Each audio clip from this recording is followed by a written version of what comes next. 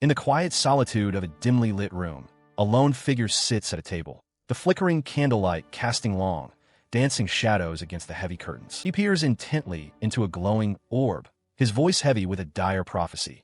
The awakening of the Leviathan, a draconic natural disaster destined to lay waste to an entire nation. This ancient evil, he warns, is a force that must be confronted by those chosen to stand against the darkness. Yet, the salvation for this world is whispered to come from a place far beyond its borders, brought forth by a stranger from another realm who grips a tool of a different sort. This unlikely hero finds himself amidst a chaotic battle on the high seas, where a band of warriors struggles against the very beast foretold. While they brandish steel and magic, he remains focused on his line, a calm center in the storm of scales and spray. Long before this confrontation, Owari Machida was a man at the pinnacle of his craft, a 35-year-old professional fisherman and media icon who had built a manufacturing empire on his passion for the sea. But his success was fleeting. 2 decades later, the betrayal of a trusted colleague stripped him of his fortune, leaving his company in ruins and his life buried under a mountain of debt. Now 55 and alone, he scrapes by a meager existence, dividing his time between a quiet, struggling tackle shop and long hours working on recreational fishing boats just to survive. Suddenly, the monotony of his daily struggle is shattered as his rod bends violently toward the water, signaling a strike from something far more powerful than any ordinary catch. He watches with a satisfied grin as a fellow fisherman hauls in a plump black scraper, the man offering sincere thanks for the expert assistance provided in landing the impressive catch. As the other man addresses him with the respect due to a professional, he brushes off the title with a humble smile, insisting that he is now merely an old man who finds joy in the simple act of fishing. The conversation takes a sharper turn when a younger companion remarks that, were it not for a past incident and a poor choice in business partners, he would likely be a titan of industry by now. He admits the comment hits close to home. Despite the jab at his failed career, he maintains his bravado, pointing out that while his business sense may have faltered, his instinct for finding the perfect fishing spot remains unmatched. Turning his attention back to his gear, he notices a dull hook and prepares to replace it, though his mind wanders to a deeper truth. Despite his outward confidence, he yearns to return to simpler days and begin his life anew. He quietly slides away from the group, seeking a moment of solitude on the deck as the others continue their work. The toll of age manifests suddenly as he tries to stand, a sharp ache blooming in his lower back from nothing more than a few moments of crouching. Before he can recover, the sea itself seems to revolt, a massive, unnatural swell of water rising up to slam against the vessel and throwing everyone off balance. He is caught completely off guard as the massive swell tosses him from the vessel. The cries of his companions echo across the churning water, shouting his name in a desperate attempt to reach him as he disappears beneath the surface. Submerged in the cold depths, he frantically tries to activate his safety gear, only to find the life jacket remains stubbornly flat. A grim realization strikes him.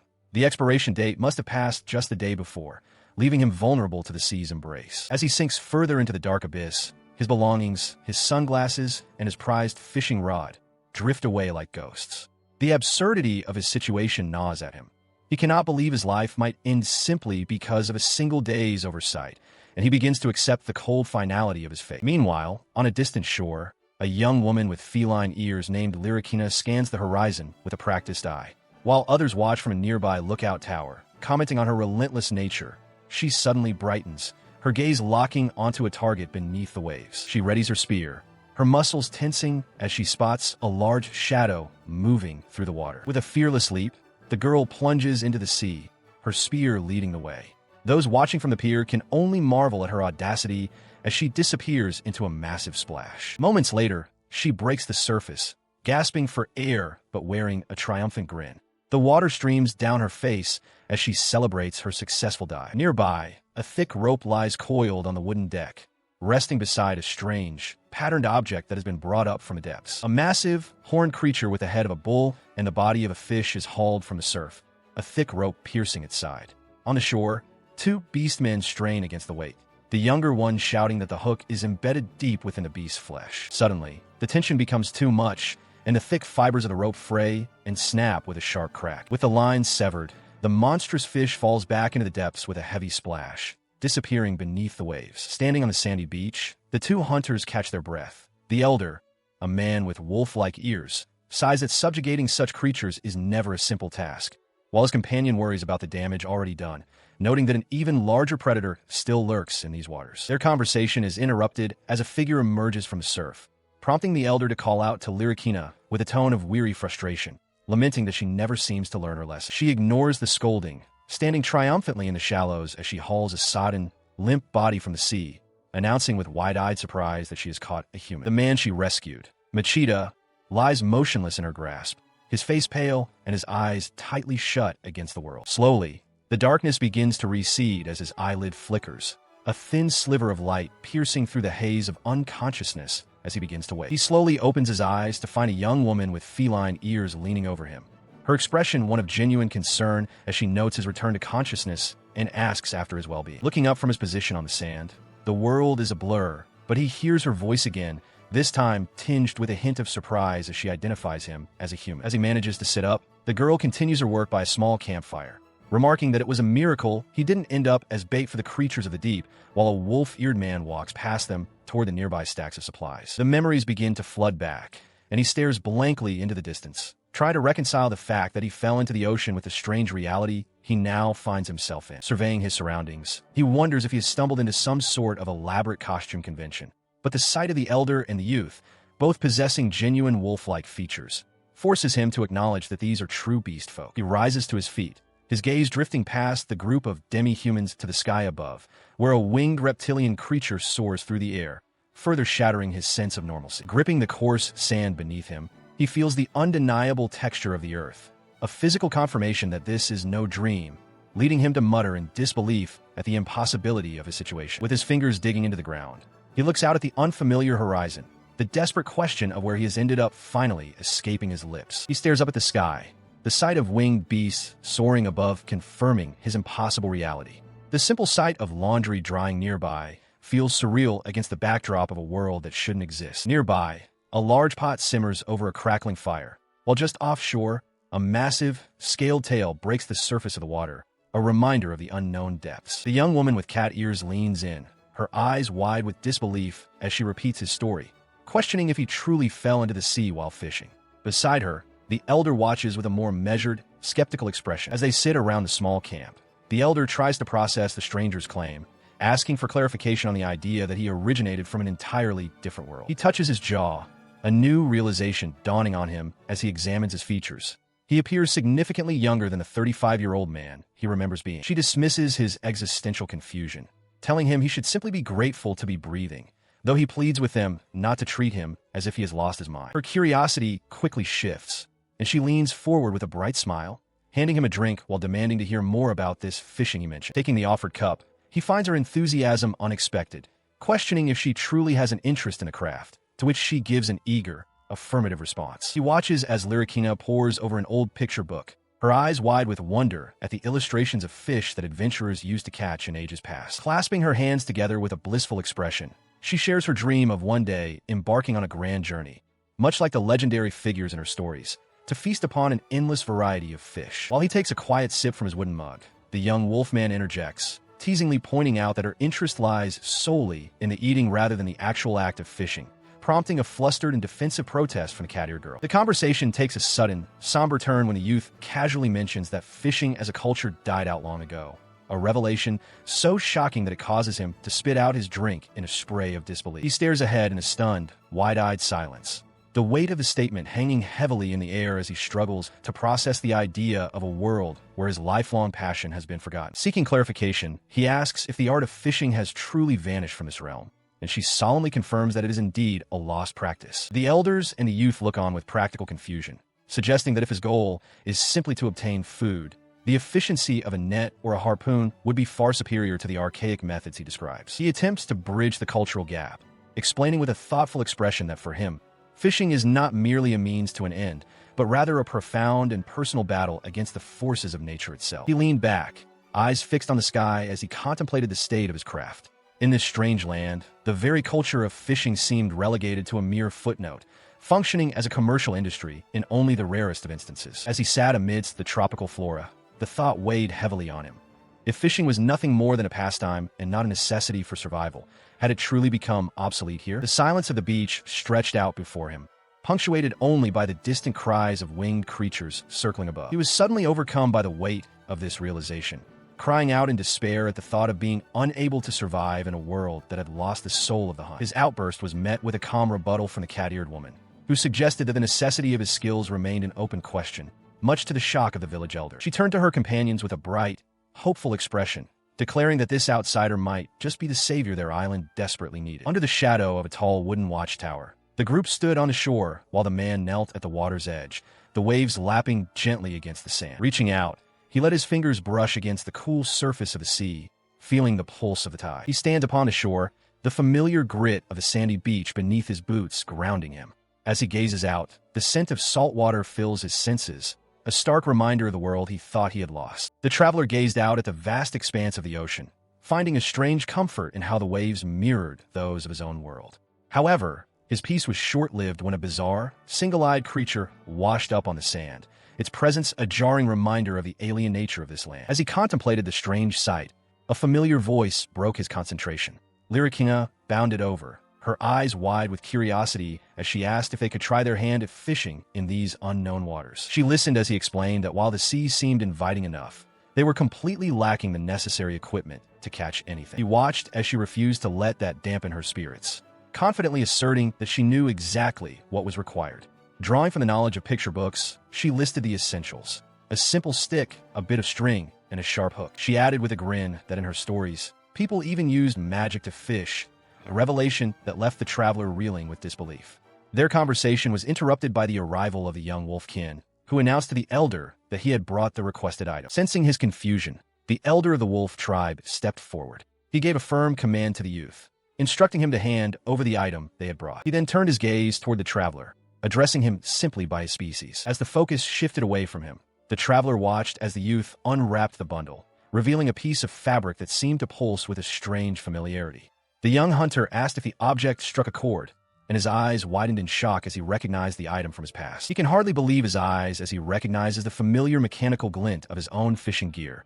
A piece of home returned to him in this strange land. The elder explains that the device washed ashore shortly after his rescue, confirming his suspicion that it was indeed a tool for catching fish, though its design is entirely foreign to them. As he grips the rod, a sense of relief washes over him, and he remarks to the group that while they have all found themselves in a challenging situation, he is grateful for this small, unexpected reunion. Curious about the complex attachment, Lyricina asks what the strange machine is, prompting him to explain that it is a spinning reel, a concept that clearly baffles her. He realizes that the technology of this world seems frozen in a time long past, equivalent to the Edo period, as Lyricina stares blankly at the rod, having never seen such a sophisticated device before. She eagerly asks for a demonstration, but he explains that he still lacks the necessary hook, sinker, and bait to make the rod functional, though he believes he can improvise away. Suddenly, a thought strikes him, and he pauses as a memory of what he might have on his person comes to mind. Reaching into his pocket, he produces a small, circular object, his expression turning determined as he considers how this item might solve his current predicament. He opens the small, circular container he pulled from his pocket, explaining to the curious girl beside him that it is a case for discarded thread. He is hopeful, suspecting that something useful might still be tucked away inside the compartment. With a click, the lid pops open to reveal a single, sharp fishing hook resting amidst a coil of translucent line. A wave of relief washes over him as he realizes he has found the missing piece of his gear. She picks up the tiny hook, holding it between her fingers with a look of pure skepticism, questioning how such a small thing could possibly catch anything. He reassures her, explaining that despite its size, the hook is made of a thick gauge and is more than capable of landing a sizable vagina. Knowing they need more than just a hook, he asks her to scavenge for bait, suggesting she look for insects or perhaps some shellfish along the shore while he prepares the rest of the equipment. She agrees readily, reminding him with a playful smile that she was the one who requested this fishing lesson in the first place. While she is away, he meticulously ties the black scrapper hook to his line, finishing the rig with practiced ease. Now, he sits back and waits, his eyes fixed on the water as he anticipates a return with the necessary bait. To complete his makeshift setup, he fashions a sinker by tightly wrapping a smooth stone in sturdy vines. He looks down at his handiwork with satisfaction, noting that he has managed to assemble a functional rig from the meager resources at hand. She soon returns, but instead of the insect he expected, she proudly holds up a squirming, gelatinous creature, a slime marked with a distinct X. He recognizes the creature immediately, realizing it is the same one they encountered earlier. As he reaches out to inspect the strange choice of bait, his fingers sink slightly into its soft, pliable surface. The creature emits a low, vibrating hum in response to his touch, its body quivering under his hand. He prods the gelatinous creature, noting that its texture is remarkably similar to jelly. Lyricina watches him closely, questioning if such a thing can truly be used as bait, and asking if he possesses a blade to prepare it. Admitting his trepidation, the fisherman confesses that while he's accustomed to handling insects, this alien organism makes his heart race with uncertainty. She wordlessly offers him a small knife, which he accepts with a quiet word of thanks. With a blade now in his grasp, he steadies his hand over the translucent body of the creature, preparing to make the first cut. The sharp edge glides through the soft material in 3 precise strokes, separating a portion of the slime with ease. He carefully peels away a long, flexible strip, observing how the material stretches and holds its form. A small sigh of relief escapes him as he realizes the quality of the harvest. Holding the jiggly specimen aloft, he marvels at its properties, realizing it is the perfect natural equivalent to the soft lures and artificial worms he used back in his own world. Lost in a flurry of technical analysis, he begins muttering to himself about the strip's thickness and durability, debating whether a thinner cut would improve the action or compromise its strength. His sudden, intense focus leaves his companion staring in bewilderment at his strange behavior. A wide, triumphant grin breaks across his face as he holds the makeshift lure high, finally confident that this strange discovery is exactly what they need for the task ahead. He expresses his gratitude for the quality of the bait, while she responds with infectious enthusiasm, eager to witness his skills in action. He prepares his equipment, the rod a familiar weight in his hands as he readies the line for the first cast. He wades into the shallow surf, the rhythmic sound of the waves accompanying the watchful silence of the onlookers on the beach. His face breaks into a genuine smile, fueled by the unmistakable surge of adrenaline that always precedes the hunt. He recalls how, in his old life, he was constantly burdened by the judgment of others, always looking over his shoulder and worrying about their opinions. He ponders the strange irony of his fate. Having met his end in the middle of a fishing trip, he now finds himself standing on the shores of a world he doesn't understand, rod in hand once more. He stands undeterred by the massive, dragon-like creature resting nearby, finding a sense of normalcy in the act of fishing amidst the extraordinary landscape. He sends the line whistling through the air with a sharp flick of his wrist, a silent question lingering in his mind about the surreal path his life has taken. He stands tall, a man defined by his craft, declaring his identity as a fisherman to his very core. With a fluid, practiced motion, he casts his line, the lure whistling through the air before splashing down far into the distance. This display of skill leaves Lyricina wide-eyed with wonder, her voice rising in a shout of pure amazement. Nearby, the elder and the young hunter watch in stunned silence, marveling at how far the lure traveled. She continues to marvel at the mechanical reel, her excitement bubbling over as she mimics the whistling sound of the line flying through the air. He smiles at her enthusiastic reaction, explaining that such tools allow them to fish safely from the shore without ever needing to step into the treacherous waters. As the tip of his rod gives a slight, rhythmic twitch, he finds himself wishing he could have demonstrated the even greater precision of a bait-casting reel to his captivated audience. The subtle movement intensifies, drawing a soft exclamation from her, and Owari alerts his companion that something is already nibbling at the bait, marking a promising start to their endeavor. Suddenly, the rod arches sharply toward the water, the line tightening with a series of distinct, heavy tugs. He announces his success with a triumphant shout, firmly gripping the rod as he begins to reel in his first catch of this new world. However, as he works the reel, a look of slight confusion crosses his face. The resistance is surprisingly light, and he notes to himself that the pull feels unexpectedly weak for a creature of this world. He pulls in his catch, only to find a collection of small, unremarkable fish that barely put up a fight. Looking at the meager haul, he explains to his companion that the hook he used was simply too small for anything substantial. However, he remains optimistic, noting that the mere fact the fish are biting is a sign of progress in this unfamiliar environment. He assures her that they can simply aim for a larger prize during their next attempt, as the ripples on the water's surface settle into a deceptive calm. Suddenly, the situation changes drastically as a massive creature is hauled onto the sand, its sheer size dwarfing their previous expectations.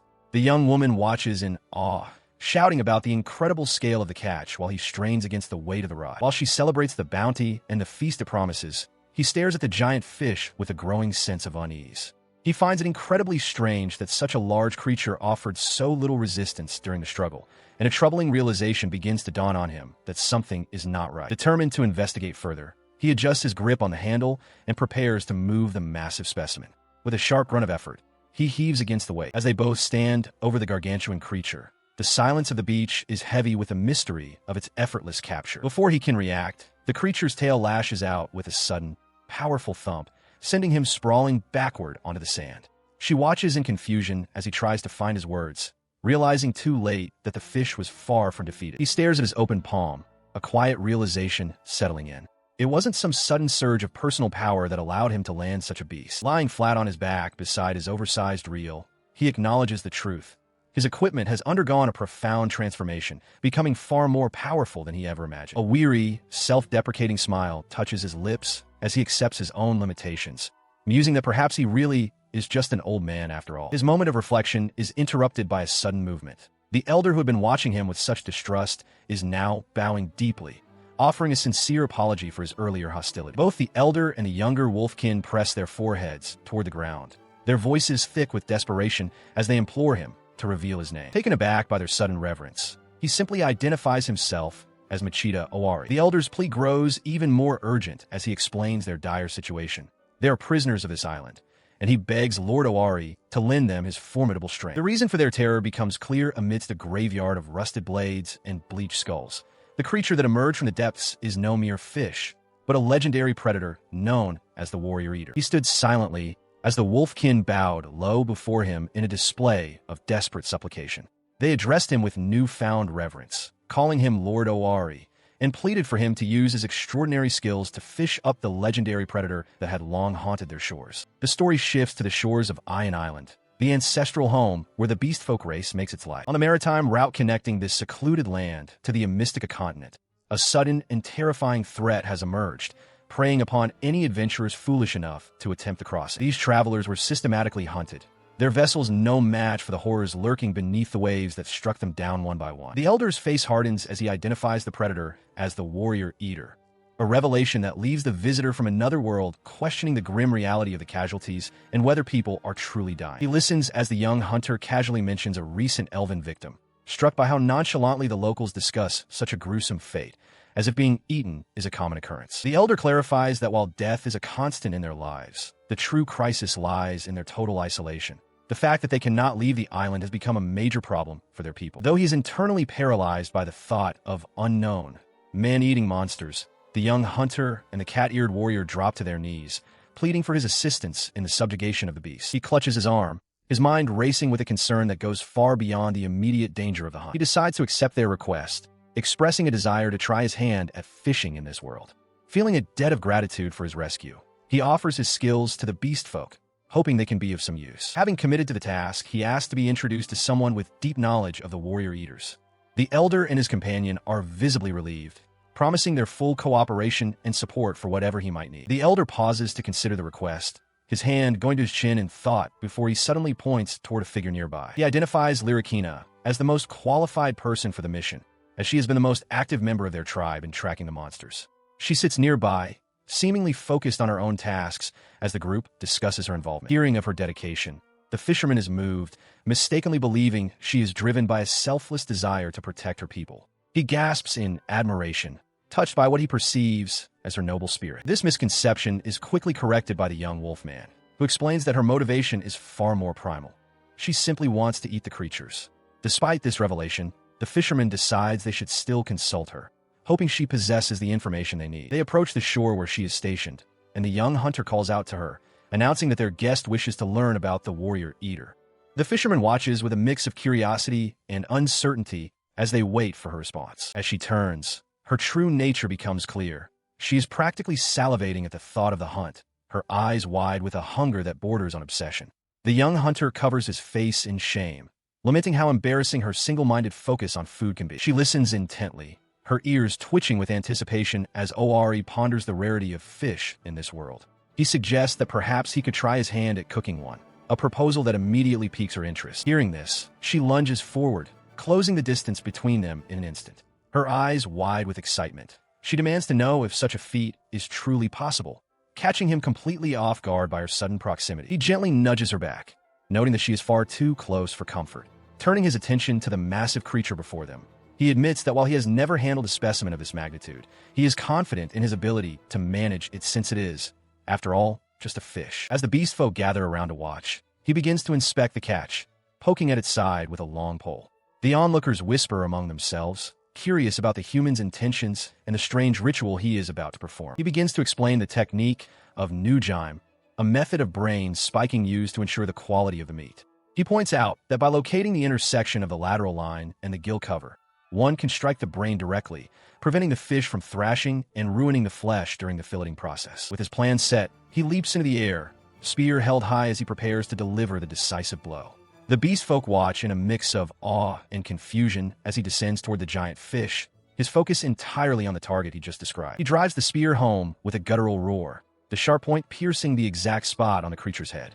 The massive fish erupts in a final, violent convulsion, its tail splashing against the ground as the life begins to drain from it. In the final moments of the struggle, the creature's eye rolls back, the light of life fading as the brain spike takes full effect. The thrashing ceases, leaving the massive prize ready for the next stage of preparation. He kneels by the massive catch, the weight of the moment settling over him.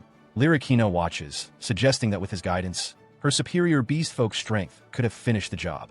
He doesn't disagree, silently acknowledging that without his recent rejuvenation, the struggle might have claimed his life. Looking at the creature, he remains firm in his decision. He caught this fish, and he feels a personal duty to be the one to end its life, seeing it as a matter of taking full responsibility for his actions. As they stand by the water's edge, she finds the logic of Fisherman peculiar. He can only offer a small smile, admitting that such insistence is likely nothing more than a fisherman's ego. With the first step complete, he prepares his blade for the next phase, bleeding the catch. This part of the process is familiar to her, reminding her of the rituals she performs after a successful hunt. The task requires precision, specifically targeting the gills. While there are competing schools of thought on whether to cut the membrane or the gills themselves, the most important thing is to use the method that ensures a clean result. He carefully slides the blade through the gap in the gill cover, severing the vital vessels. To ensure the blood drains effectively, he moves the fish into the shallow seawater, while she notes that despite its size, the creature is surprisingly manageable. As the water swirls around the fish, he begins to notice its unusual characteristics. It is unlike any common catch he has encountered before. Upon closer inspection, the anomalies become even more apparent. The scales are remarkably small, the gill slits are narrow, and a strange, horn-like protrusion grows from its head, marking it as something truly extraordinary. He leans in closer, his eyes widening as he inspects the creature's bizarre features. The head, with its elongated snout and distinct shape, bears an uncanny resemblance to a horse, a jarring sight for an aquatic beast. The realization hits him like a physical blow, and he shouts out the name of the species. It is a black scraper. Despite its monstrous appearance, he recognizes the fish for what it truly is. A sudden spark of inspiration lights up his face as he reconsidered his plans. If this is indeed a black scraper, he knows exactly which dish it would be perfect for, and he quickly decides to change his culinary approach to make the most of this unexpected catch. Turning to his companions, he finds the wolf folk expressing their deep gratitude, addressing him as a human of their world. Though Lyrikina is more preoccupied with her fondness for soy sauce, he begins to wonder about the availability of seasonings in this world, specifically questioning if they have anything resembling miso, while the others explain that such items are considered rare specialties associated with his own kind. He sets to work with a grunt of effort, bracing himself as he attempts to handle the tough, leathery exterior of the creature. The process is far more physically demanding than he anticipated, requiring him to put his full weight into the task as he tries to make the initial cuts. Seeing him struggle with the incredibly hard skin, Lyrikina steps forward and offers to take over the task. He can barely contain his frustration at how difficult the hide is to penetrate, his muscles tensing with the exertion. Following the proper technique, he begins by removing the mouth and the prominent horn before starting to peel the skin back from the head. He finds the process fascinating, watching as the thick outer layer begins to separate from the flesh beneath. With a swift, effortless motion, she strips the entire skin away in one piece, leaving the clean, white meat exposed for preparation. He smiles at the result, explaining to the group that the lack of scales makes the black scraper an ideal choice for those just starting to learn the intricacies of fishing and butchery. The process continues with the removal of the head, slicing through the spine before using raw strength to pull the body apart, exactly as the technique requires. As the carcass yields, a massive, glistening liver is carefully extracted from the cavity. He thanks Lyrikina for her assistance, stepping in to handle the oversized organ as they both marvel at its impressive scale. With the liver set aside, the remaining flesh is expertly filleted into 3 clean sections. The bloodline bones are then meticulously removed to ensure a smooth texture, though the head and spine are kept aside, as they are valuable components for future recipes. He begins to chop the meat with rhythmic precision, ensuring it retains some texture before folding in the rich, creamy liver and the savory depth of the miso. After a final sprinkle of condiments to balance the flavors, the fish liver namaru is complete, and Owari proudly presents the finished delicacy to the eager onlookers who have been watching his every move. The group gathers around the dish, finally tasting the unique flavors of the sea prepared by his hand. He watches with a mix of curiosity and surprise as the wolf elder examines the dish, declaring it a delicacy fit only for the highest nobility. This revelation catches him off guard, making him realize just how differently food is valued in this world compared to his own. Following the elder's lead, Lyrikina takes a tentative bite, her eyes widening as the flavors hit her tongue. She admits that she has never encountered anything like it, not even in the illustrations of the few books she has seen. Her initial surprise quickly transforms into pure, unadulterated joy as she shouts her approval to the sky. The sheer deliciousness of the meal seems to radiate from her, her enthusiasm infectious. Seeing her and the others eat with such gusto brings a satisfied smile to his face.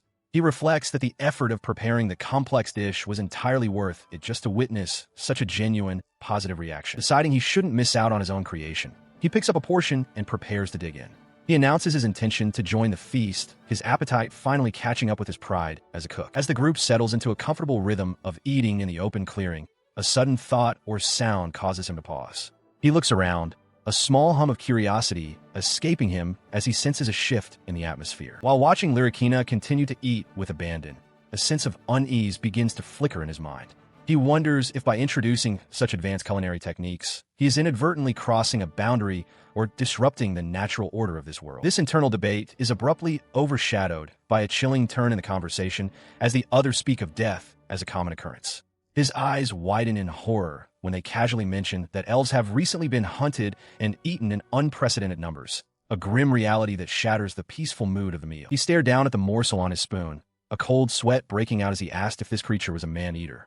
Lyrikina watched him, her expression a mix of concern and uncertainty as the weight of the question hung in the air. In response, the elder noted the fish's formidable teeth, while Lyrikina casually added that it was entirely possible the beast preyed on humans, confirming his worst fears. The realization hit him hard, and he hunched over, a heavy gulp echoing in the silence as he struggled with the gruesome thought of what he was about to consume. Looking at the pale meat, he steeled his resolve, telling himself that the ethics of his old world had no place here if he intended to survive. He had to discard his past to embrace this new reality. With a sharp, decisive movement, he finally took the bite, his eyes wide with the intensity of the moment. As he chewed, the others leaned in, their eyes fixed on him as they waited for his reaction to the potentially man-eating delicacy. Tears began to stream down his face, not from horror, but from the overwhelming flavor.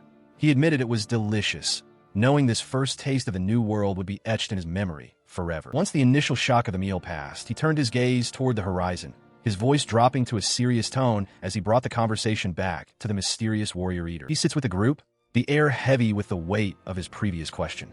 The wolfkin and the cat-eared girl look back at him, the remnants of their meal forgotten as the conversation turns toward the looming threat. Because of his persistence, the elder acknowledges the topic, asking if they had forgotten the gravity of the situation.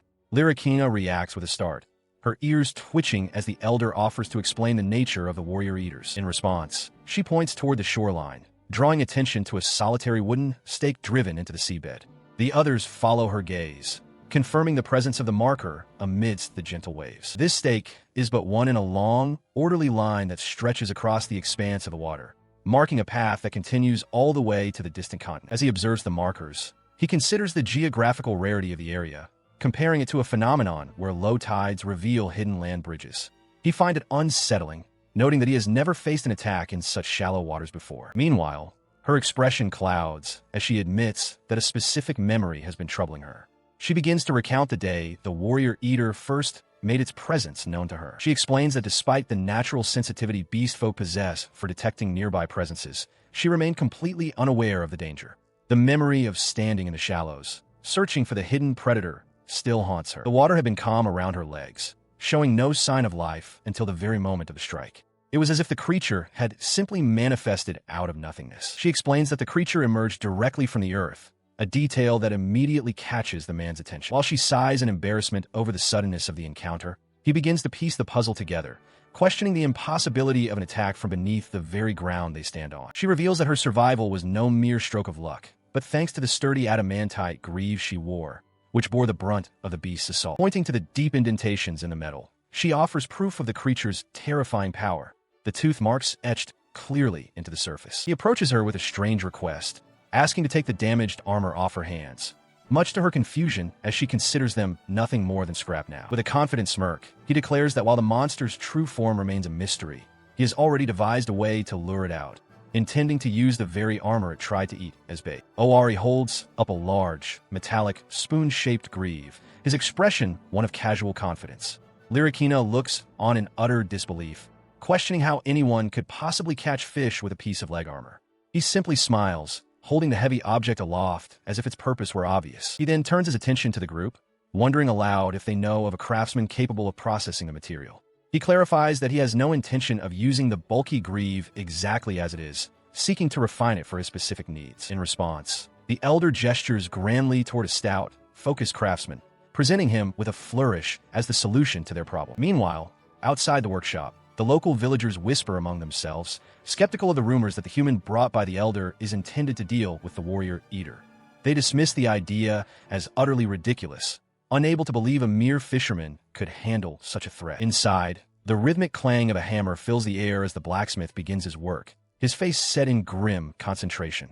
Lyrikina and the others watch the process with a mix of awe and doubt, questioning if Owari is truly satisfied with such a simple, human-like tool being forged from the rare material. The craftsman continues his meticulous work, carefully rounding the edges of the metal while the young man observes the transformation with quiet intensity. Finally, the blacksmith wipes his brow and declares the task finished, a sense of accomplishment shared by the small group gathered around the anvil. The result of his labor is a pair of gleaming adamantite greaves, fashioned into the shape of massive spoons, which Owari examines with a satisfied grin.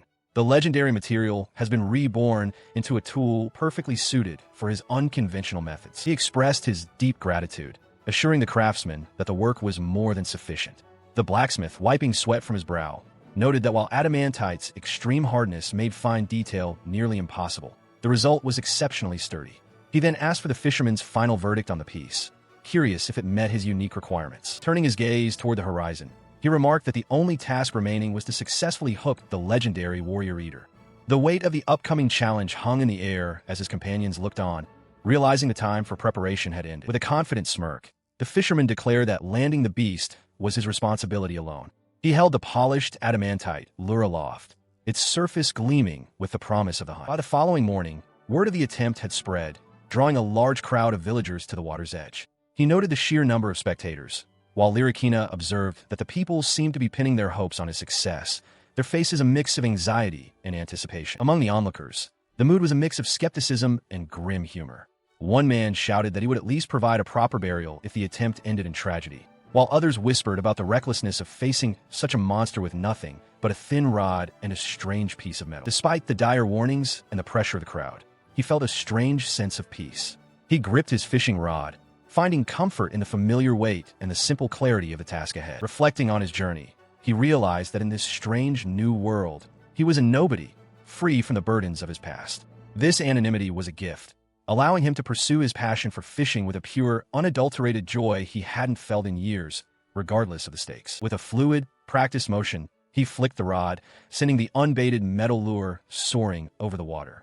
The spectators watched in stunned silence, murmuring in confusion about how he expected to catch anything with a mere piece of polished metal and a bare hook. He whips the rod forward with a sharp, metallic ring, sending the lines soaring across the water with practiced ease. The incredible distance the projectile travels leaves the onlookers gasping in disbelief, prompting Lyrikina to explain that this is one of his specialized tools, a device he calls a reel. They watch intently as he begins a rhythmic dance, jerking the rod upward to create movement before quickly winding the handle to take up the slack in a line. Beneath the surface, the metal lure mimics the erratic movements of a wounded creature, plunging and rising with every tug of the line. He smiles, noting with satisfaction how the lure flutters and swims through the depths just like a living fish, the mechanical creak of the gear confirming its steady progress. Turning to Lyrikina, he clarifies that while traditional bait relies on its own life to attract prey, this artificial lure requires a different approach to be effective. He emphasizes that because the object is a mere imitation, it is the angler's own skill and movement that must trick the predator into striking. This technique is a process of breathing life into the cold metal, transforming a fake into a convincing target through sheer mastery of the craft. Owari explains that while traditional bait fishing is a patient game of waiting, lure fishing is an active pursuit, more akin to an attack.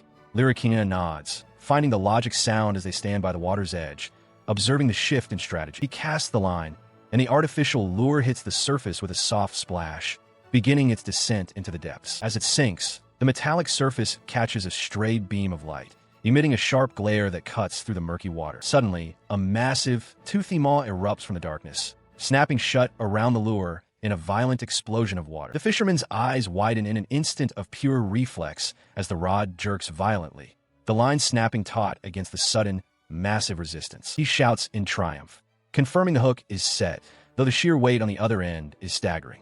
It feels less like a living creature and more like he has snagged the very bottom of the lake, sending his heart racing with the intensity of the struggle. He is spurred on by Lyrikina's cheers from the bank, forcing himself to remain calm while analyzing the peculiar behavior of the beast.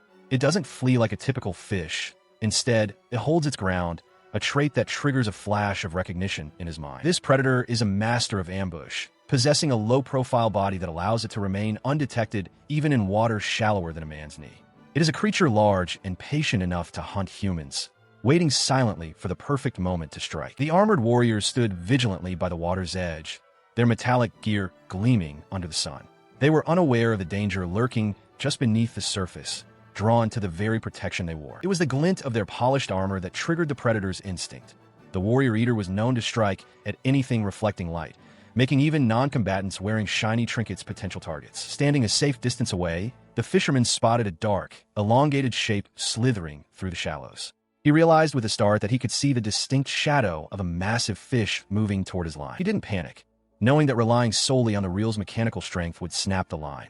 Instead, he lowered the rod with a swift, practiced motion to manage the tension and keep the creature hooked. Taking a firm step back onto the dry sand, he felt a surge of familiarity in the way the rod bent and the line pulled. The sensation reminded him of a legendary angler from his past life, confirming that the fundamentals of the craft remained unchanged here. With one final, powerful heave, the monster was dragged from the depths, revealing itself to be a colossal flounder of impossible proportions. The sheer size of the flatfish left him breathless as it landed heavily on the shore. The surrounding crowd erupted in a chorus of disbelief and cheers, their shouts of amazement echoing across the beach. They watched in awe as the humans successfully landed a beast they had long feared. Looking down at his trusty reel, a quiet confidence settled over him. He finally had proof that the skills he had honed over a lifetime would serve him just as well in this strange, new world. He reflects on his past life, looking back at the towering skyscrapers of his former world with a sense of finality, certain that he left nothing behind. Standing on the desolate shore, he resolves to embrace this new reality, deciding to master the art of fishing in this strange land from the very beginning. Suddenly, his quiet contemplation is shattered as Lyrikina lunges at him with a desperate cry, tackling him to the ground just as a heavy impact shakes the earth. As they tumble onto the sand, she pins him down, warning him that he is the greatest danger to himself in this unpredictable environment. Her expression shifts from concern to utter bewilderment as she stares at something behind Owari, her voice trailing off in disbelief. Behind them, the massive carcass of the warrior eater begins to churn and bubble, emitting a series of wet, gurgling sounds as if something within is struggling to escape. A blinding burst of light erupts from the creature's maw, forcing him to shield his eyes as a powerful surge of energy sweeps across the beach. From the depths of the dissolving monster, a young elf girl pulls herself free, dripping with slime and complaining loudly about the disgusting state of her clothes. She stares ahead with wide, weary eyes, the weight of her ordeal finally sinking in. Covered in the foul remnants of the beast that swallowed her, she can't help but voice her utter disgust, lamenting how truly depressing her current situation has become. The blonde elf girl grumbles to herself, her voice thick with irritation as she laments what she considers to be the absolute worst turn of events. She remains sprawled on the ground, her spirit dampened by the gloomy atmosphere of the village and the lingering discomfort of her ordeal. As the elf attempts to rise, her legs wobble unsteadily. Nearby, Lyrikina watches with wide-eyed wonder, remarking that it is her first time seeing an elf, though she recalls hearing a rumor about one being eaten recently. Suddenly, her strength fails her and she collapses back onto the dirt. Owari rushes to her side, his face etched with concern as he asks if she is all right. The girl lets out a weak groan, admitting that her primary ailment is a simple, gnawing hunger. Owari can only stare in surprise at the mundane cause of her distress. She is moved to a bench, where Lyrikina observes that if the girl still has the energy to complain, she is likely out of immediate danger. The elf, however, insists she is too exhausted to move, leading Owari to ask how she is truly feeling. Recognizing the need for sustenance, he begins to rummage through the available supplies, noting the presence of basic seasonings like salt, pepper, and sugar. Continuing his inventory, he discovers a basket of fruit along with butter, flour, and what appears to be olive oil, his mind already turning toward a potential meal. He held the small, textured fruit close to his face, noting the sharp, citrusy aroma that wafted from its skin and wondering if it would be suitable for the meal. With a firm squeeze, the fruit yielded, releasing a burst of juice that caught him by surprise. After taking a cautious bite, he identified it as a sour mandarin orange, a flavor and appearance that felt strangely familiar to him as Lyrikina watched his reaction with curiosity. Turning his attention to the massive fillet of the defeated warrior eater, he realized its texture was remarkably similar to flounder, giving him a clear plan to prepare a high-quality dish. He began the preparation by expertly seasoning the meat with a generous dusting of salt and pepper, moving with the confidence of a seasoned chef. After heating a wok with a blend of butter and oil, he carefully dredged the fillet in flour, ensuring an even coating for a perfect crust. The kitchen filled with a sharp sizzle as he placed the fish into the hot pan, skin side down, to achieve a deep, golden sear. Moments later, the dish was complete, a beautifully seared fillet garnished with fresh citrus slices, ready to be served to the exhausted girl. He sets the plate down with a firm thud, inviting the guest to enjoy the meal. Lyrikina is genuinely impressed by his culinary skill, but he merely brushes it off with a confident smirk, noting that fish dishes are his specialty. As the aroma wafts toward her, the elf girl leans in, captivated by the scent. Lyrikina, her own stomach likely growling, watches with envy and remarks on how delicious it looks, prompting him to promise her a portion of her own once their guest is settled. Before taking a bite, she clasps her hands together and begins a soft, melodic chant in a tongue he cannot decipher. He watches in confusion, wondering if it is a prayer, until Lyrikina clarifies that she is speaking the ancient elven language. Her gaze then falls upon the seared fillet, and she asks with a hint of hesitation if the dish is truly made of meat. He instinctively adopts the formal tone of a professional chef, explaining that the dish is a meunière. He quickly catches himself, feeling a bit embarrassed by how naturally the technical jargon slipped out in this strange world. Accepting his explanation, she finally brings a forkful to her lips and takes a careful bite. The moment the flavors hit her tongue, her eyes widen in pure shock and delight, and she cannot help but exclaim how delicious it is. She suddenly realizes that this exquisite meal was made from the very creature that had been a threat before, dropping her fork in surprise. He tries to simplify things by comparing the monster to a flounder, a name that Lyrikina repeats with curious interest. She suddenly recoils, her body jerking as a sudden, violent impulse takes hold. She retches into a bucket, her frame trembling with the force of her sickness while the fisherman looks on in alarm. Wiping her mouth, she demands to know what kind of foul thing she was just fed. He stammers in response, desperately wondering if he has inadvertently violated some sacred religious taboo of her people. He falls into a stunned, hollow silence as the horrific truth finally dawns on him. The creature he had so carefully prepared had recently made a meal of a human being. This realization brings him face to face with a crushing moral crisis. The weight of what he has done, even unknowingly, begins to fracture his composure. He begins to spiral into a manic state, laughing breathlessly as he tries to justify the act to himself. He argues that to survive in this unforgiving world, he must discard the common sense and morality of his past life, leaving his companions to watch his breakdown with growing concern. Seeking to move past the grim atmosphere, the cat-eared girl offers a piece of fruit to the elf to cleanse her palate. Meanwhile, the fisherman declares his intent to purge the memory from his mind through sheer force of will. With the tension finally beginning to ebb, they decide it is time for proper introductions.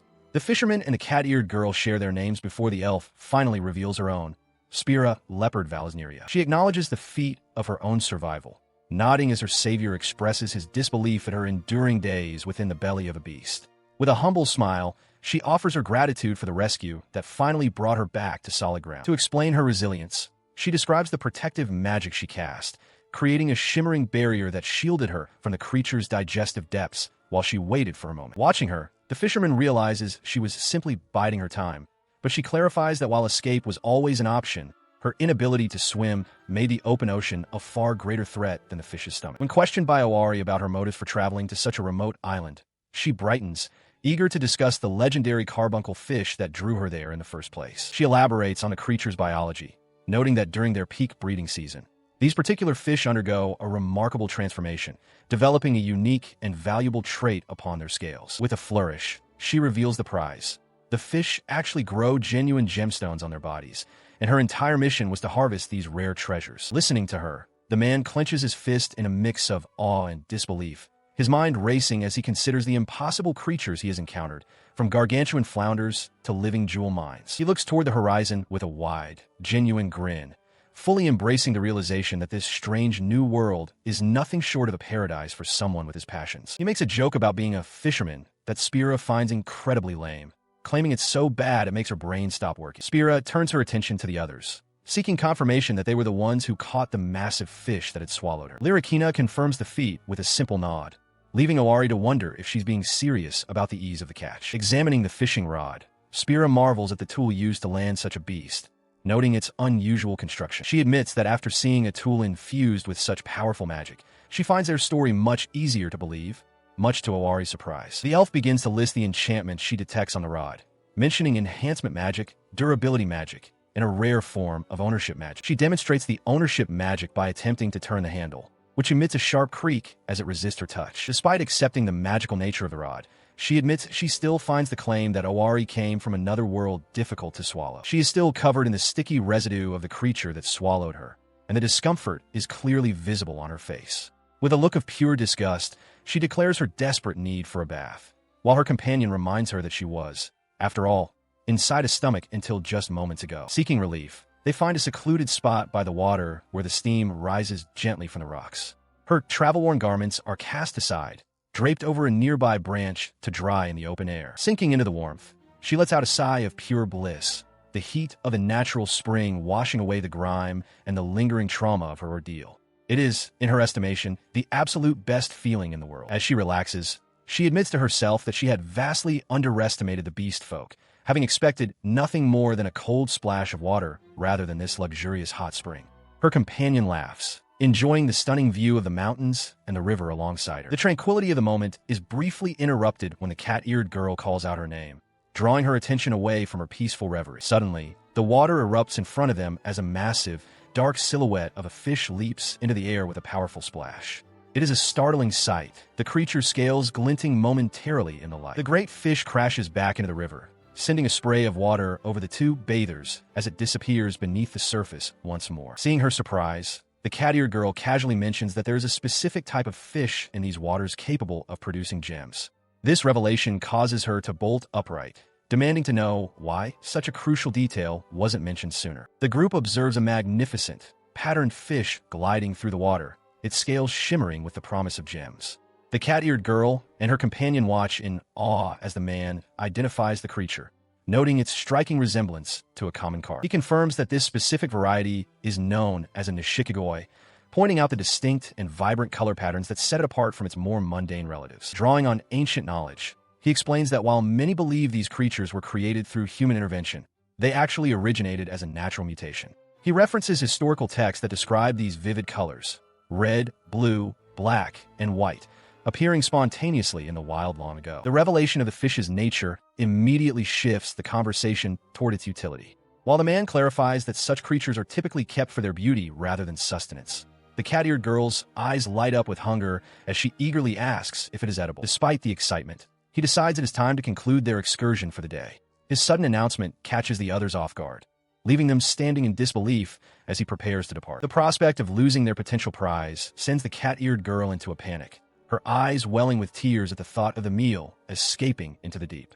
He remains calm, however, insisting that proper preparation is necessary before they can proceed further. He continues his explanation, noting that a visit to the elder for a specialized hook is necessary before they can proceed. When questioned about the safety of the venture, he reassures his companions that there is no need to worry about venturing into the deep, treacherous waters, as the target will come to them. Elaborating on his strategy, he describes the natural cycle of carp, which lay their eggs in the shallows on fallen trees or aquatic plants. He reasons that if this rare creature follows the same breeding patterns as a common carp, it will inevitably be found in the shallowest parts of the lake during this season, making it a much easier catch than they initially anticipated. The young elf adds to the lore, noting that the term for this spawning behavior, hataki, is derived from the distinct, loud splashing sound the fish make against the surface. Lyrikina listens intently, her eyes wide with wonder at the biological details being shared, realizing just how much thought goes into a professional's hunt. Stunned by the depth of his expertise, she remarks that such specific knowledge is almost unsettling.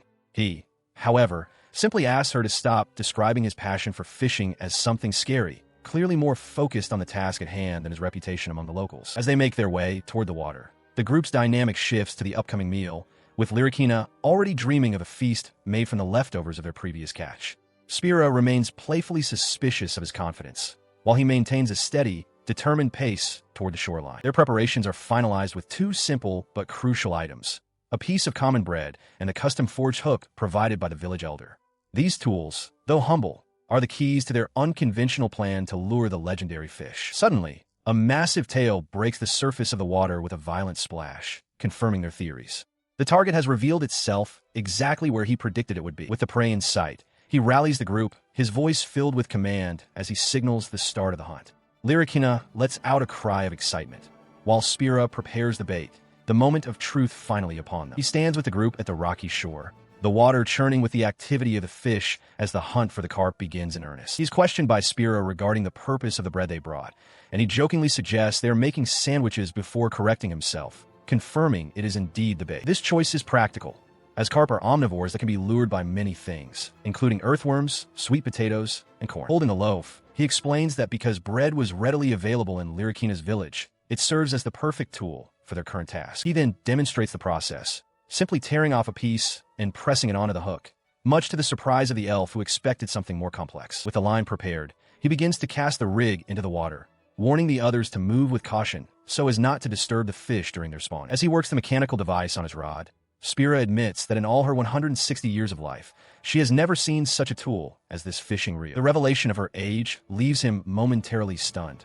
while Lyricina playfully chides the elf for her overly formal way of speaking. He stands at the water's edge, rod in hand, as the elf points out that his bait is drifting away. He remains focused, seemingly unbothered by the movement of the bread on the surface. Reassuring her, he explains that the drift is intentional, as he isn't interested in the fish currently preoccupied with spawning. His eyes are fixed on the water, searching for a specific target. He spots exactly what he's looking for: a lone male carp that has separated itself from the breeding frenzy. This particular fish, he notes, is the key to his plan. Turning slightly toward his companions, he shares his theory that only the males of this species produce the valuable gems they seek.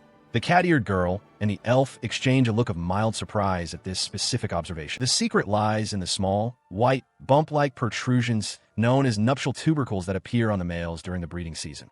In this world, these common biological markers seem to have taken on a far more precious form. As the bread bobbing on the surface catches the light, he reflects on the irony of the situation. In his previous life, these markings were nothing more than a natural curiosity, devoid of any material value. Beneath the rippling surface, a massive shadow glides toward the bait. The large, scaled creature ignores the spawning groups, its attention fully captured by the drifting morsel. Suddenly, the rod in his hands bends sharply as the line goes taut with a violent jerk.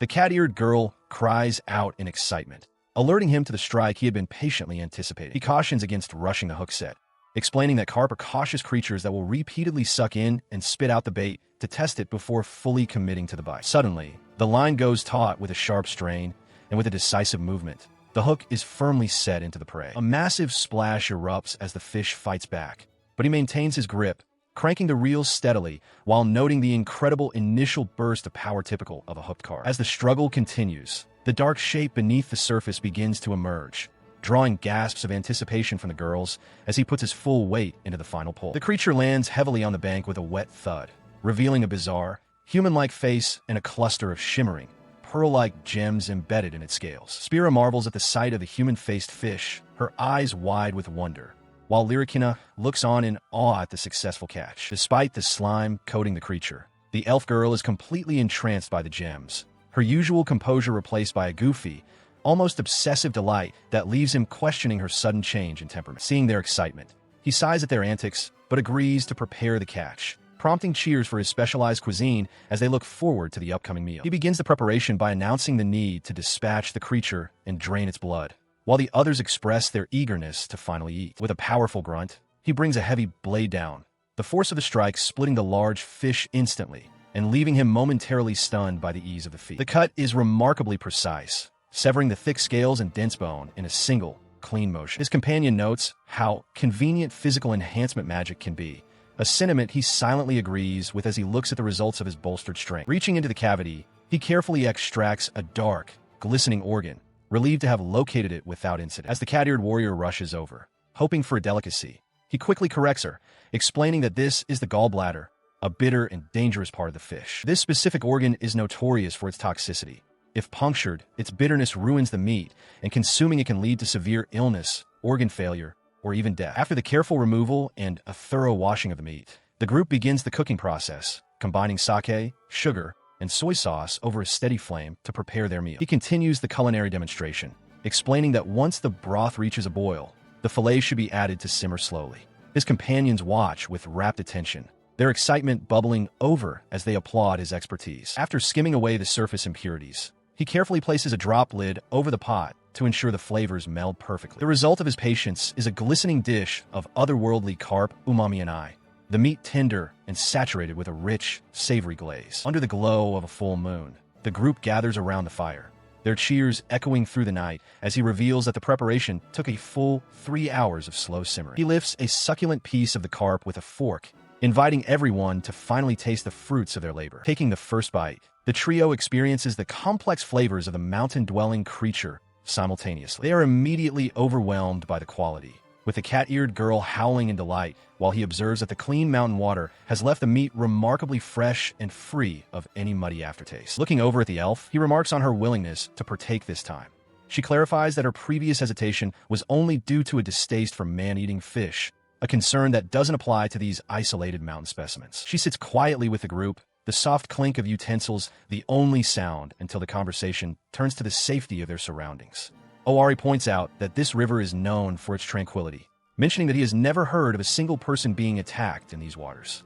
The others seem to agree, finding comfort in the peaceful environment. She suddenly undergoes a jarring change as her eyes widen and lose their focus. Her hand trembles, struggling to maintain its grip on the fork while a look of pure distress crosses her face. She is overcome by the sickness completely, leaning away from the table to retch violently. The suddenness of the illness catches everyone off guard, prompting Owari to shout her name in a voice thick with concern. The young elf's gaze is heavy, her eyes clouded with a deep, lingering gloom that seems to weigh on her every feature. While she remains lost in her thoughts, the man nearby examines their catch, theorizing that the carp might have accidentally swallowed a ring while scavenging for food along the riverbed. He explains the creature's feeding habits to his companions, though the elf's aura continues to radiate despondency. He grows increasingly concerned, realizing that if her spirits don't lift, her picky eating habits will only worsen, which could be disastrous for her health. He ponders whether the issue is the reality of their situation or merely the image of it that she can't reconcile. Spotting a collection of shimmering gems nearby, he quickly decides to pivot the conversation to something more practical. He gestures toward the valuables, hoping to distract her from whatever is causing her such distress. When he asks what they should do with the stones, she answers without looking up, her voice flat as she suggests selling them at the guild to secure some much-needed funds. Behind them, their feline companion continues to eat, seemingly oblivious to the heavy atmosphere. He breathes a silent sigh of relief that his attempt to change the subject worked, even if only slightly.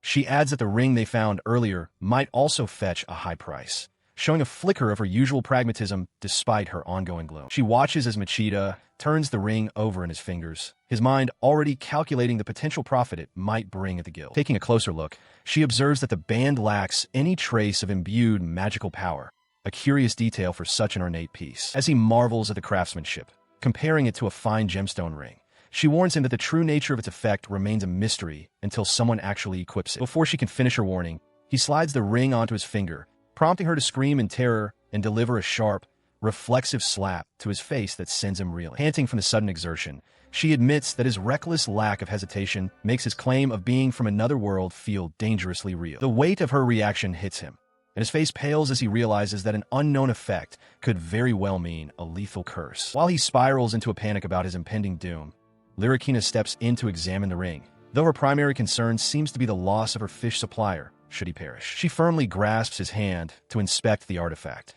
leaving him trembling in fear while the others look on with a mix of worry and curiosity. She remains nearby as the elf examines the glowing ring with a clinical gaze, confirming that while it is indeed cursed, the affliction is not a lethal one.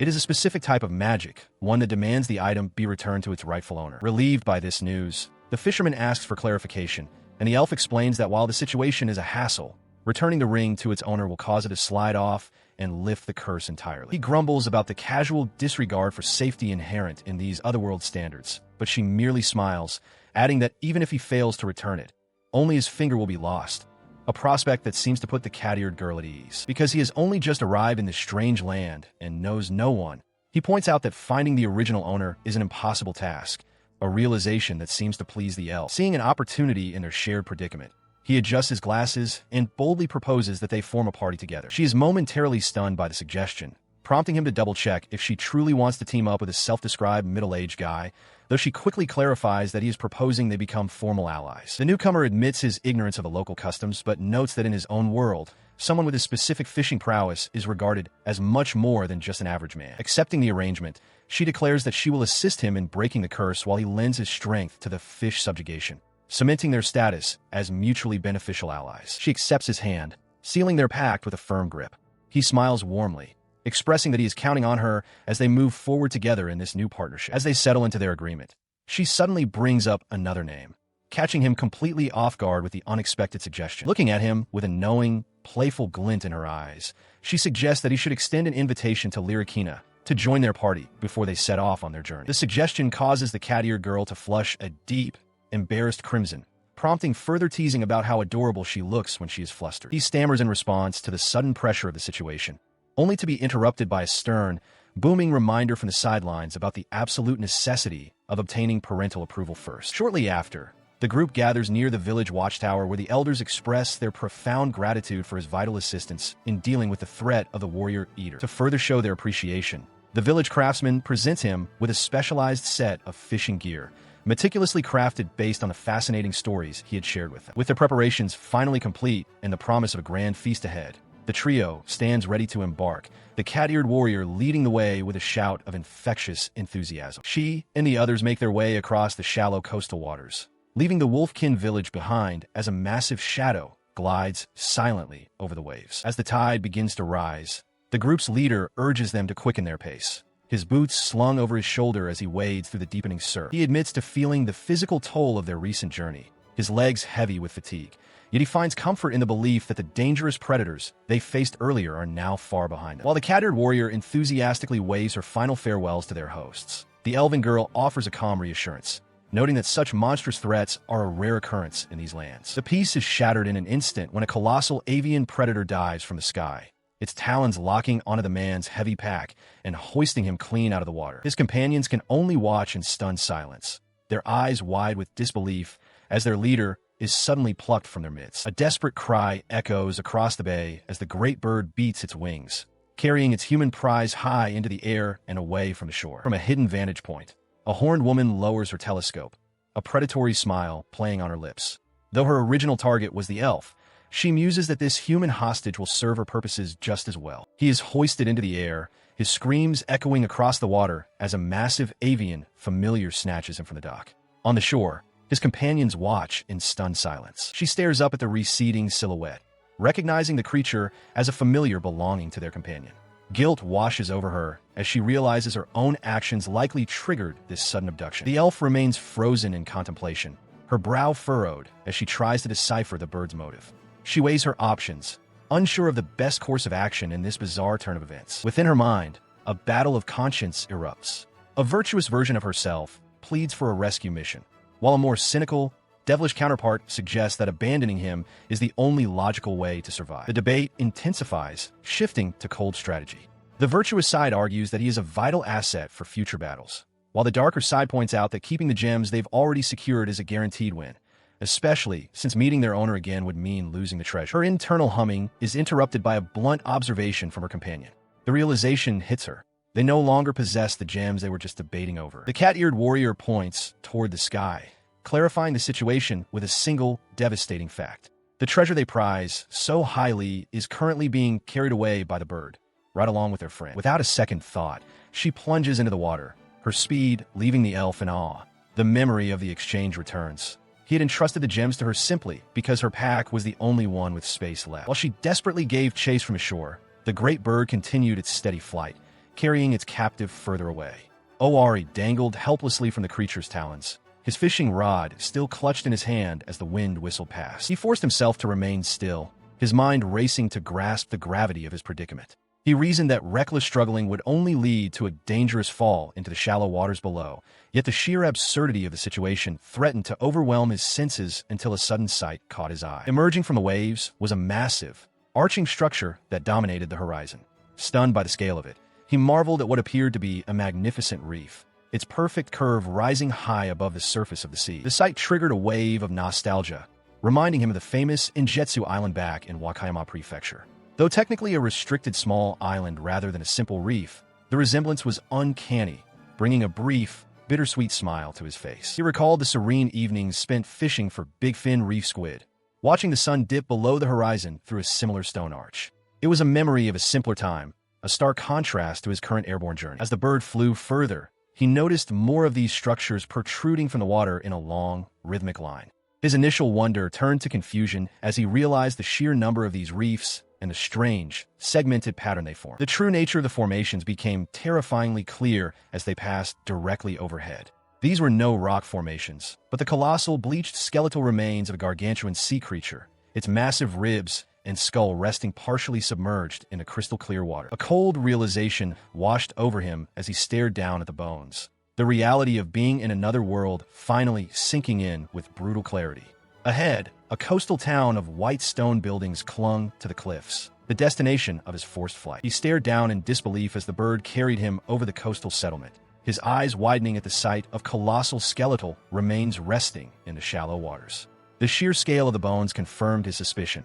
This was truly a world beyond his understanding. Suddenly, the creature's talons released their grip with a sharp snap, its piercing cry echoing through the air as it let him go. Ore plummeted, landing hard on the tiled roof of a building with a heavy thud while the bird soared away into the distance. Dazed by the sudden drop, he could only utter a confused sound as he tried to process his surroundings. His first instinct was to check his gear, and he breathed a sigh of relief upon finding that his fishing rod had survived the fallen scathe. Pulling himself up to sit atop a pile of soft sacks, he began to hope that his ordeal was finally over and that he had found safety at last. That hope vanished instantly when he looked up to find a group of hulking, tusked figures looming over him, their expressions a mix of grim curiosity and predatory intent. A cold sweat broke out across his brow as the realization hit him that he might have traded one danger for another. Before he could react, the woman known as Mull stepped forward, her presence commanding the attention of the surrounding brutes. She offered a mockingly polite apology, explaining that while they had intended to capture someone else, his arrival was the result of a clumsy mistake on their part. She introduces herself with a calm, almost predatory grace as Mull Wigialerti, a member of the demon race, and suggests they move their conversation indoors to a more private setting. Hearing the name Spira, he looks thoughtful as they approach a sturdy, multi-story stone building that serves as her base of operations. Once inside, the atmosphere is thick with tension. While she takes her seat at a desk, a massive orc nearby looms over a terrified man, roaring about a missed deadline and an outstanding debt. A card is slid across the table, identifying the establishment as Blackwing Finance, a business specializing in providing loans to adventurers. He is momentarily distracted by the realization that he can effortlessly read the local script, but the gravity of the situation sinks in as he realizes he is dealing with professional loan sharks. She clarifies the situation, explaining that today was the deadline for Spira's repayment, and though she had commanded a familiar to retrieve the individual with the greatest magical power, it had inexplicably brought him instead. Leaning back, she gestures toward a complex magical device on her desk, concluding that the artifact must be the source of the error. He sits across from her, the weight of the revelation heavy in the air, and asks with growing concern what fate awaits Spira if she is unable to settle her accounts. He listens as the woman explains the grim reality of the situation. She notes that because the debtor is an elf and the sum is quite large, physical labor is a likely outcome for repayment. His silence stretches on, heavy with the weight of her words. She sips her tea calmly, remarking that there are numerous ways for a girl in that position to settle her accounts, her tone suggesting something far more sinister than simple labor. He grips his bag tightly, his knuckles turning white as a wave of guilt washes over him for taking the girl's belongings without permission. However, that guilt is quickly eclipsed by the realization of the immense hardships she must have endured to fall into such a desperate financial hole. Reaching into the bag, he pulls out a handful of shimmering stones and asks if these gems would be sufficient to clear the debt entirely. The room erupts in shock at the display of wealth. One of the large guards slams his fist onto the table, his eyes wide at the sight of the massive jewel, shouting that a single one could easily be worth 20 million bar. With a sudden, violent blow, she sends the shouting guard crashing into the floor, silencing his outburst instantly. As the man lies slumped and silenced, she returns to her seat with an air of cold indifference, as if the violence were merely a necessary correction. She observes that greed has a way of clouding a person's judgment, making it impossible to see things clearly. He can only nod in agreement as she begins to inspect the gems with a jeweler's lens, her professional interest finally peaks. She holds one of the stones up to the light, her expression shifting from curiosity to a cold, mocking disappointment. After a brief inspection, she notes the weight is far too light and the brilliance is dull, lacking the depth of a true gem, pointing out the presence of tiny, round air bubbles trapped within the material. She lets the stone fall with a hollow clink, declaring that the supposed fortune is nothing more than ordinary glass. A hand reaches out stealthily toward a bird perched on a stone ledge, moving with predatory precision. She lunges forward with a wild cry of excitement, her feline instincts taking over as she targets the unsuspecting creature. The agile girl snatches the bird mid-air, leaping away with a triumphant shout while the creature stares back in utter disbelief. She soon reaches a high balcony and peers over the edge, impatiently calling for her companion to join her. From the ground below, Spira shouts back in frustration, making it clear that she lacks the physical prowess to make such a climb. The cat-eared girl sighs and offers to carry her friend up, prompting a grumbling response from the elf. Spira points out that if she possessed the magic to fly, she never would have been caught and swallowed by a monster in the first place. They eventually find a vantage point outside a window, where they spot Owari and his group gathered around a table inside. The elf asks for a report on what is being said, prompting Lyrikina to focus her sharp hearing. She notes that the conversation is getting complicated, mentioning something about an orc being sent flying. She continues to listen intently, relaying that the group is planning to examine a mysterious gem and that they seem to have uncovered the truth behind a certain death. She stood by as the elf's face fell, the crushing realization setting in that the gem they had been tracking was nothing more than ordinary glass. Beside her, the elf's mind raced with conflicting impulses, torn between the need for a cautious, silent retreat to avoid notice and the primal urge to bolt as fast as her legs could carry her. Deciding on caution, they began to tiptoe away, their heavy packs shifting slightly as they tried to remain undetected by the strange, wide-eyed creature watching from the shadows. The creature loomed closer, its long beak nearly touching the elf as she froze, realizing their stealthy exit was about to be compromised. Suddenly, a piercing shriek erupted from the creature, shattering the silence and drawing the immediate attention of a massive orc who burst through the door with a thunderous bang. He loomed in the doorway, blocking their only path of escape as the two intruders stood exposed in the middle of the room. The large brute announced their presence with a mocking tone, joined by a smaller companion who offered snacks, as if welcoming guests rather than capturing spies. Their capture was finalized when the man they had been spying on appeared alongside a horned woman, greeting them by name with a calm, knowing smile. He leans in with concern, asking if she's all right, while she reciprocates the worry, questioning if he managed to stay safe during the chaos. He offers a non-committal shrug, admitting he fared well enough under the circumstances. He listens intently as she confesses the lengths she went to, even being swallowed whole by a monstrous fish just to retrieve the glass gem she believed would clear her mounting debts. She turns to the horned woman, pleading for just a little more time, but the creditor remains unmoved, sharply addressing her by name to command her full attention. She holds the shimmering object up to the light, dismissing it as mere trash and declaring that such a worthless item is no longer sufficient to secure any further financing. Spira desperately counters, insisting that the glass is far from ordinary. She wonders aloud if the fragment truly belonged to the legendary carbuncle fish, even as the large orc behind her scoffs, dismissing the claim as nothing more than a pathetic, desperate lie. She can only offer a sheepish grin in response to the demand for proof, admitting that she consumed the evidence because it was simply too delicious to resist, leaving her companions in a state of disbelief. He observes that if her claim of subjugating the beast is indeed true, the situation becomes much simpler, pointing toward a mounted trophy on the wall and noting that a carbuncle fish with its gem intact would have been an incredibly valuable prize. This revelation underscores a fundamental truth of their reality. In this world, the creatures of the deep are not merely prey, but literal swimming gold mines for those brave enough to hunt them. Owari lays out the terms. As long as the fish are hunted and the debt is settled within the deadline, the crisis will be averted. Spira's eyes widen as the realization hits her that the deadline is today. He watches her closely, a flicker of doubt crossing his mind as he questions if these creatures are truly valuable enough to warrant such desperation. Sensing his hesitation, she leans in with a pleading gaze, her hands clasped together as she begs him to secure the catch for her sake. Behind her desperate facade, she feels a surge of confidence, certain that her display of vulnerability will easily sway him to her cause. She's caught off guard by his reaction, which is far from what she anticipated. Instead of being charmed, he places a steadying hand on her shoulder, his voice thick with an unexpected intensity as he urges her not to carry such a heavy burden alone. He feels the weight of her situation strike a personal chord, bringing tears to his eyes as he empathizes with the crushing pressure of debt. He assures her that he won't pry into the circumstances of her financial ruin, offering his support whenever she feels ready to share her story. This emotional exchange is suddenly interrupted by the horned woman, who had been eavesdropping on their conversation and now steps forward to inquire if the one tasked with subduing the fish is indeed standing before her. Her inquiry is met with a boisterous shout from the cat-eared warrior, who leaps into the fray with overflowing excitement as she prepares to announce their next move. She declares their intent with boisterous energy. They will catch the fish and beat them into submission. The announcement leaves the surrounding crowd, including the horned woman, in a state of stunned disbelief. The absurdity of the plan causes a sharp, collective gasp of shock to ripple through the onlookers. This shock quickly turns to derisive laughter as the gathered monsters erupt, mocking the human in their midst. They jeer at him, questioning if he stepped out of a children's storybook, and find the notion of fishing without traditional tools like nets or harpoons utterly ridiculous. Amidst the mockery, the horned leader offers a formal apology, acknowledging that the man hails from a different world with its own strange customs.